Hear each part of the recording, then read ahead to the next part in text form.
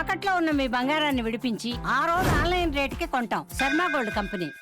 నమస్తే, welcome to Suman TV. నేను పద్మిని. ప్రస్తుతం మనతో పాటు ప్రముఖ ఆధ్యాత్మికవేత్త లక్ష్మీ నరసింహస్వామి ఉపాసకురాలు, స్పిరిచువల్ హీలర్ శ్రీమతి స్రవంతి గారు ఉన్నారు. మాట్లాడదాం. అక్క నమస్తే. అక్క నమస్తే పద్మిని. అక్క, మాఘమాసం మొదలైపోతోంది. మొదలవుతూనే గుప్త నవరాత్రులుగా పిలువబడేటటువంటి శ్యామల నవరాత్రులు మొదలవుతున్నాయి.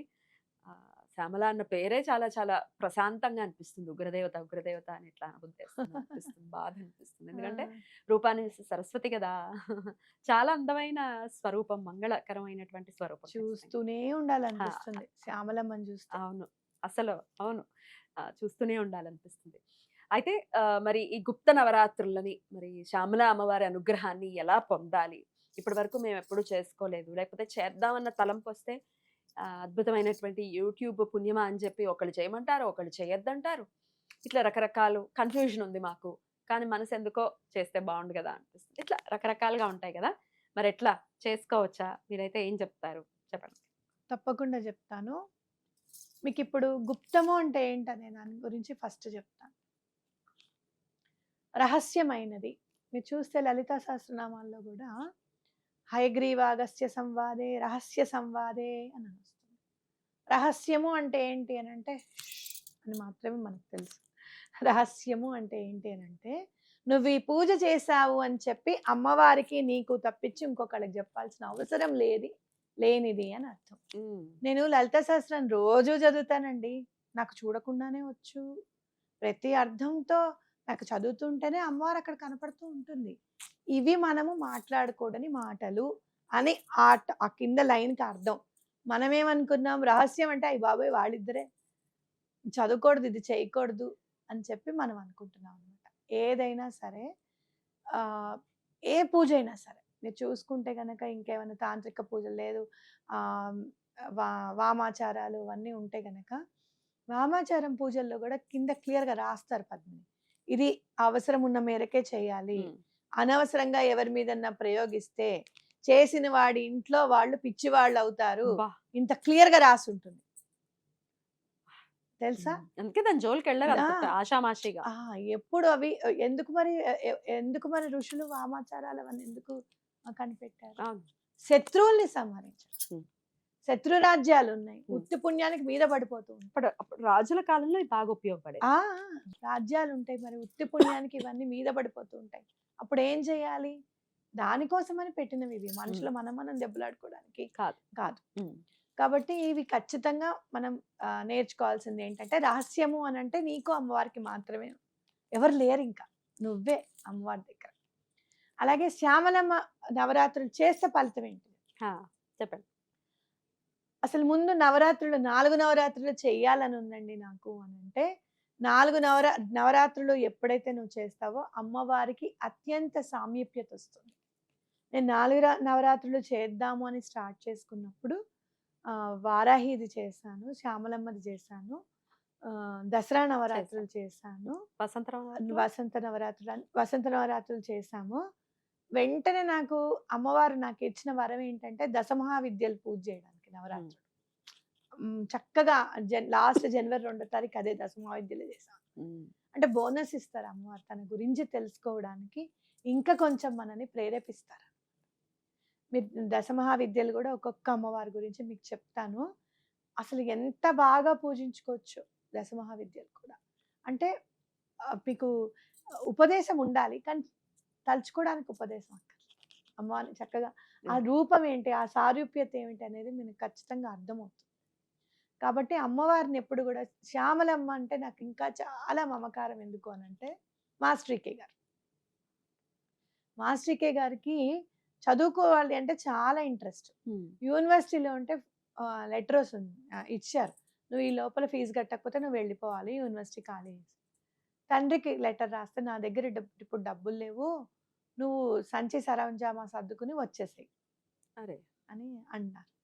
ఆయన ఎవరిని అప్పు అడగడం చేయడం అట్లా చేసేవాళ్ళు కాదనమాట. సరే అని ఈయన అలానే కూర్చొని శ్యామలమ్మని ఆయన ఉపాసన చేసినప్పుడు వెళ్ళు యూనివర్సిటీకి అని చెప్పి ఆవిడ మనసుని ప్రేరేపిస్తారు. నిజానికి ఆయనకి గొంతు కూడా వినపడే ఉంటుంది. ఆయన యూనివర్సిటీకి వెళ్ళేటప్పటికి రారా నీకోసమే వెయిట్ చేస్తున్నాము, నీకు స్కాలర్షిప్ అలాట్ అయింది అని చెప్తారు. అసలు ఎంత అదృష్టం అని అద్భుతం అసలు. అమ్మ చదువుకోవాలి అన్న జిజ్ఞాస ఉంటే గనక అంత బాగా హెల్ప్ చేస్తారు. పిల్లలు సరిగ్గా చదవట్లేదనో, లేదు పిల్లలు చాలా ఇబ్బంది పట్టేస్తున్నాం మనం, జ్ఞానం అసలు లేదు మా పిల్లలకి అనో, ఆటిజం ఉన్నవాళ్ళు, ఇలాంటి వాళ్ళందరూ కూడా ఉమ్. గుర్తుండట్లేదు మా పిల్లలకి, బుక్ దగ్గర పెట్టుకుంటాడు కానీ అసలు చదువుతున్నాడో లేదో తెలియదు, అప్పచెప్పరా బాబు అని అంటే తలమొక్కం వేసుకుని చూస్తున్నాడు, మాకు అసలు ఏం చేయాలో తెలియట్లేదు, మేము క్లౌడ్ టెక్నాలజీ నేర్చుకుందాం అనుకుంటున్నాము, మాకు పైథాన్ గురించి తెలియట్లేదు, ఏఐ వచ్చేసింది, మా జాబ్స్ ఏమైపోతాయని మాకు భయంగా ఉంది.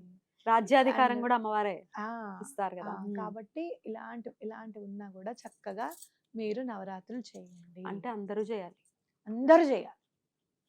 మీరు ఎప్పుడైనా గుర్తుపెట్టుకోండి, అమ్మవారికి పూజించడము అనేది వీళ్ళు చేయాలి వాళ్ళు చేయకూడదు అని ఏమీ లేదు. మీరు చూస్తే వైష్ణవులు కూడా గాయత్రి మంత్రం చదువుతారుగా, శాక్తేయులేగా మరి, అవును. అంతే కదా, ప్రతి ఒక్కళ్ళు శాక్తేయులే. కాబట్టి ఎక్కడైనా ఎవరైనా కానీ అమ్మవారి దగ్గర మాత్రం కంపల్సరీ చేయాల్సిందే 100%. కాబట్టి ఇక్కడ మనం చేయాల్సింది ఏంటి అని అంటే, ఈ 4 నవరాత్రులు చేసుకుంటే అమ్మవారికి సామీప్యతకు వెళ్తాము అని చెప్పి మనం గుర్తుపెట్టుకోవాలి. ఓకే అక్క, ఏం చేయమంటారు ప్రత్యేకంగా శ్యామల నవరాత్రుల్లో? మీరు ఫస్ట్ టైం చేస్తున్నామంటే అమ్మవారి ఫోటో చక్కగా పెట్టుకుని అసలు తదేకంగా ఆవిడ నుదుట బొట్టు చూడండి, భలే ఉంటుంది. సూర్యుడినే తిలకం లాగా దిద్దుకున్నారా అని అనిపిస్తుంది అనమాట. సూర్యుడు చంద్రులాగా తెల్లగా ఉంటుంది పద్మిని, ఆ మధ్యలో నుంచి ఎర్ర బొట్టు ఇట్లా వస్తుంది అమ్మవారికి. కళ్ళు చూస్తే ఎంత బాగుంటుందంటే ప్రశాంత, ఆవిడ అనుగ్రహం మొత్తం ఆ కళ్ళల్లోనే ఉంటుంది. ఆవిడవి ఉంగరాలు చూడాలి కంపల్సరీ. అవునా? ఉంగరం చూస్తే ఏంటంటే రాజ్యాధికారం వస్తుంది అనేది గుర్తుపెట్టు. రాజ్యాధికారం రావాలంటే ఏం చేయాలి? అందరూ మనకి అనుకూలంగా ఉండాలి. కాబట్టి నీకు అందరూ అనుకూలంగా ఉండాలి అంటే అమ్మవారిని పూజించాలి. జ్ఞానం రావాలి అంటే అమ్మవారిని పూజించాలి.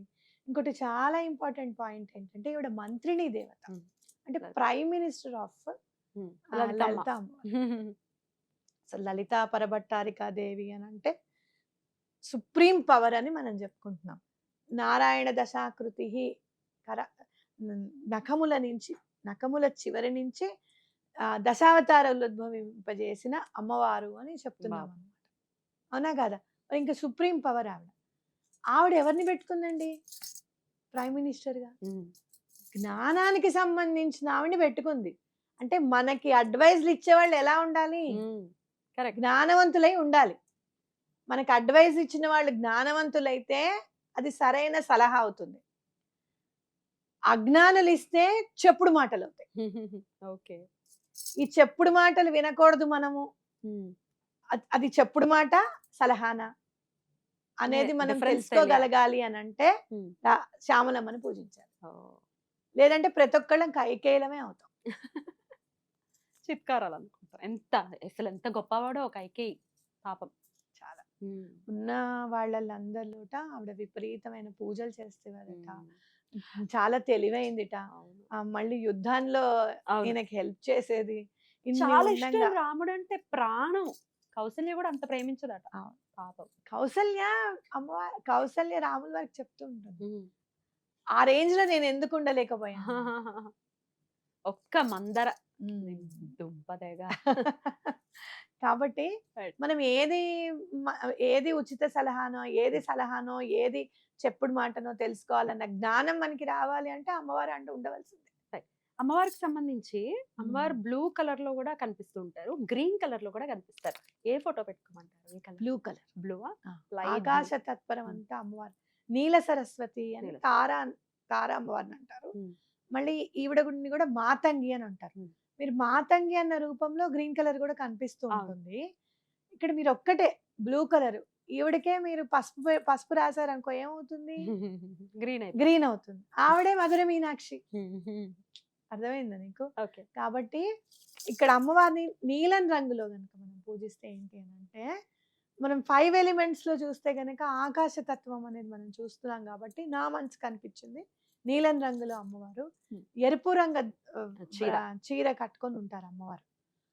ఇదంతా నీలం ఉంటుంది పద్మిని. ఉమ్, పాదాల దగ్గరికి వచ్చేటప్పటికి నలుపు వర్ణంలో ఉంటుంది మళ్ళీ. ఉమ్, అంటే మీరు చూస్తే అమావాస్య చీకటి ఉన్నట్టు ఉంటుంది ఆ పాదం. పాదం. ఎంత అందంగా ఉంటుందో. శ్యామలమ్మ అందమే అందం అందం. నిజంగా. అవును అవును 100%. అంటే ఒక వ్యక్తి గనక జ్ఞానంతో ఉంటే ఎంత అందంగా ఉంటాడు అనేది శ్యామలమ్మని చూసి నేర్చుకోవాలి. జ్ఞానమే అందం అప్పుడు. అద్భుతం అక్క, చాలా బాగా చెప్పారు. ఆ, మరి ఇంతకీ అసలు ఈ 9 days ఉమ్. మరి అలవాటు లేదు ఇప్పటిదాకా, ఆనమాయితీ లేదు, ఎప్పుడు చేయలేదు, చెయ్యొచ్చా? ఫస్ట్ ప్రశ్న. అమ్మవారి పూజ తప్పకుండా చేయొచ్చు. మీకు ఆనవాయితీ లేకపోతే కలశం పెట్టకండి, పూజ ఓకేనా? చేసుకోవచ్చు. పూజ మాత్రం ఖచ్చితంగా చేసుకోవచ్చు. హ. అమ్మవారికి చాలా ఇష్టమైనది పాట. ఉమ్. మీరు పూజ చూడండి ఎంత ఈజీగా చేసుకోవాలో నేను చెప్తా. పూజ ఎలా చేసుకోవాలి ఆ. ఇప్పుడు చెప్పు. దీపం వెలిగించండి, స్పెషల్ గా దీపాలు వెలిగించండి అమ్మవారికి. జ్ఞాన జ్యోతులు అని అంటాం. చక్కగా రోజు 9 దీపాలు వెలిగించండి అమ్మవారి ఉమ్. దగ్గర. ఉమ్. 9 రోజులు 9. 9 దీపాలు వెలిగించండి, ఓకేనా? అవి కాస్త ఎక్కువసేపు వెలిగేటట్టుగా చూసుకోండి. శ్యామల దండకం చదువుకోండి. మీకు ఇంకా పూర్తి అసలు మొత్తం అంతా బీజాలు అన్ని బీజాక్షరాలు అన్ని కూడా శ్యామల దండకంలోనే ఉంటాయి. శ్యామల దండకం చదువుకోండి. అసలు చదువుతుంటే మనకు అర్థమైపోతుంది. సర్వయంత్రాత్మికే సర్వతంత్రాత్మికే అని అంటాం కదా. అవును. తంత్రం అంటే కూడా భయపడకండి, దానికి కూడా చెప్తా.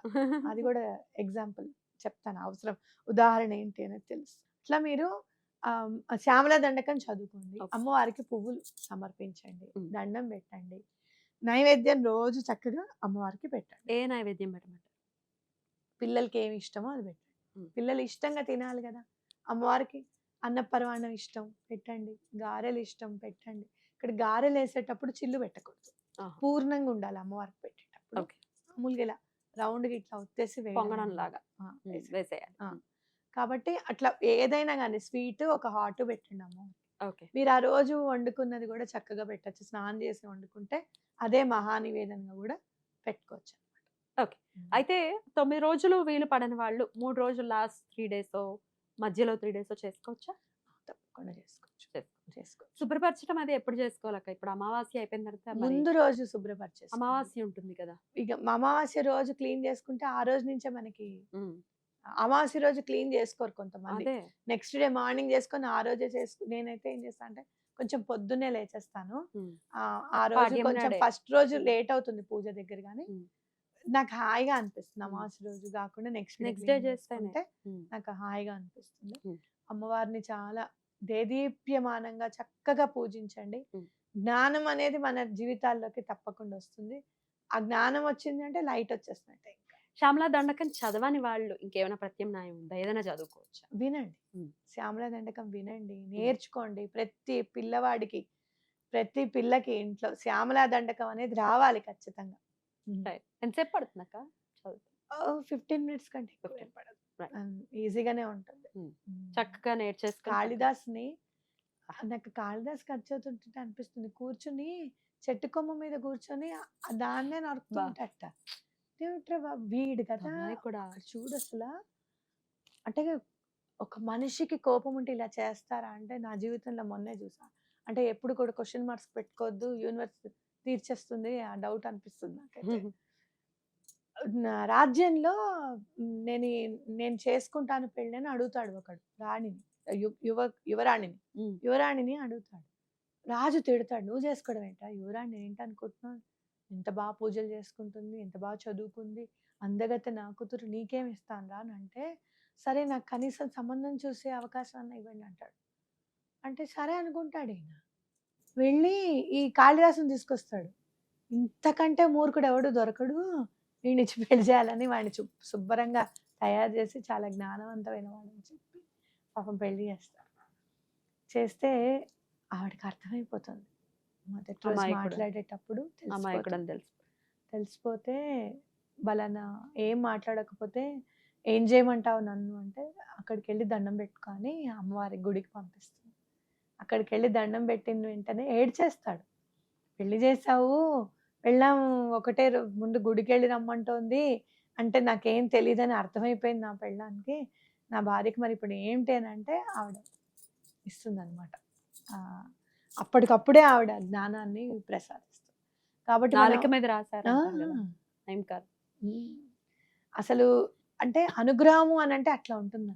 భార్య కూడా అట్లా నడిపించగలగాలి భర్తని. అవును. ఎంతసేపు సాధించేయడాలు మీ అమ్మలా అంది, మీ అక్కలా అంది, ఇదేనా ఉద్ధరించేలాగా ఎమోషనల్ ఉండాలి. డ్రామాస్ ఎక్కువైపోయినాయి. Emotional Very drama wrong. వల్ల ఎమోషనల్ ట్రామా. గురవుతున్నారు. మార్చుకోవాలి మనం. రైట్ అక్క, చాలా బ్యూటిఫుల్ గా ఎక్స్ప్లెయిన్ చేశారు. ఖచ్చితంగా శ్యామల నవరాత్రులని అందరూ కూడా గుప్తంగా కదా చాలా కామ్ గా అమ్మవారికి చేసి చక్కగా ఒక చీర పెట్టండి అక్కడ. ఆ. 9 రోజులు 9 రోజులు ఉంచండి. అదే చీర అమ్మవారికి సమర్పించండి. తర్వాత మనం చక్కగా మీరు కట్టుకోవచ్చు. చక్కగా ఉమ్. ఉగాది వస్తుంది కదా, ఉమ్. ఉగాదికి కట్టుకోండి. ఎంత ప్రసన్నంగా ఉంటుందో ఈ ఈ సంవత్సరం అంతా జీవితం చాలా బాగుంటుంది. నేను శ్యామల నవరాత్రులు మొదటిసారి చేసినప్పుడు అమ్మవారికి తాంబూలం సమర్పిస్తుంటే ఒక ముత్తైదు ఇంటికి వచ్చి స్రవంతి అని పిలిచింది.